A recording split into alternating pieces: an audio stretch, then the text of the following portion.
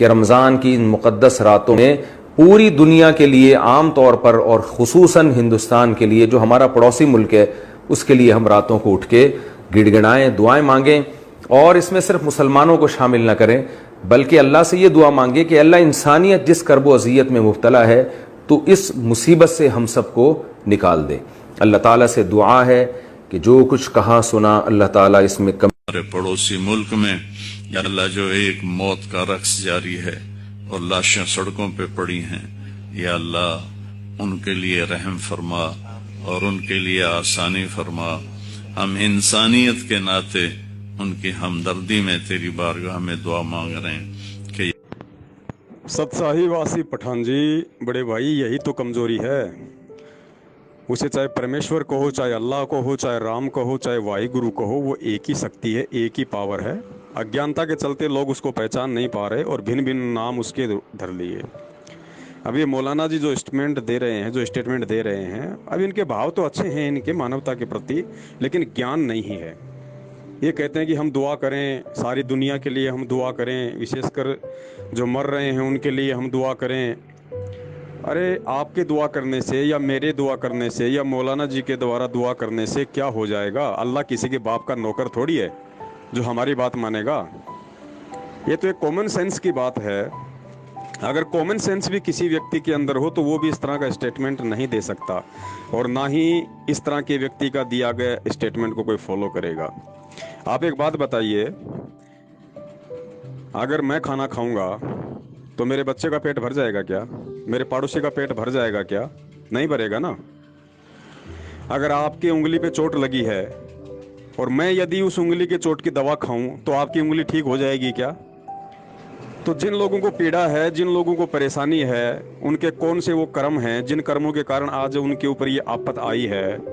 अब मौलाना जी के दुआ करने से या आपके दुआ करने से उनके कर्म नहीं कटेंगे। उनके कर्म तो परमेश्वर की, अल्लाह की सत भक्ति करने से कटेंगे।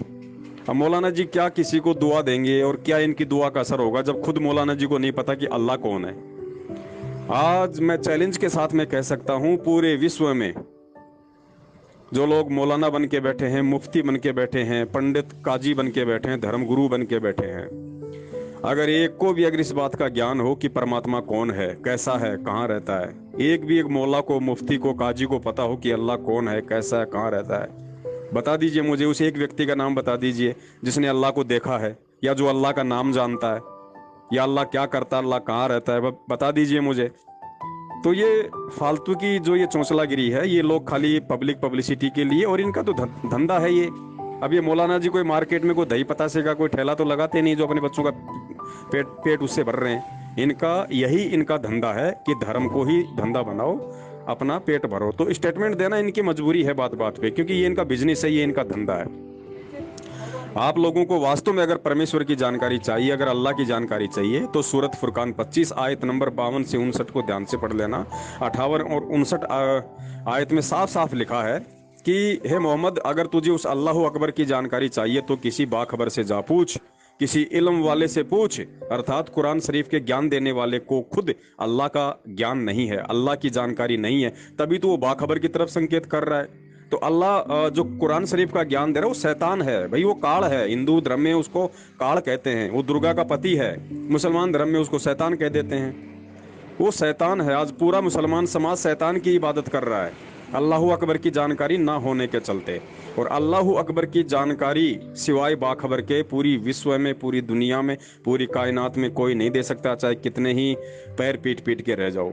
और जब तक उस बाखबर की आप लोग खोज नहीं कर लोगे, जब तक आप उसकी शरण में नहीं जाओगे, और जब तक आप उस बाखबर से नाम दीक्षा नहीं लोगे, मंत्र नहीं लोगे, तब तक अल्लाह और अल्लाह के रहम के आप काबिल बन जाओगे, ऐसा सपने में भी मत सोचना।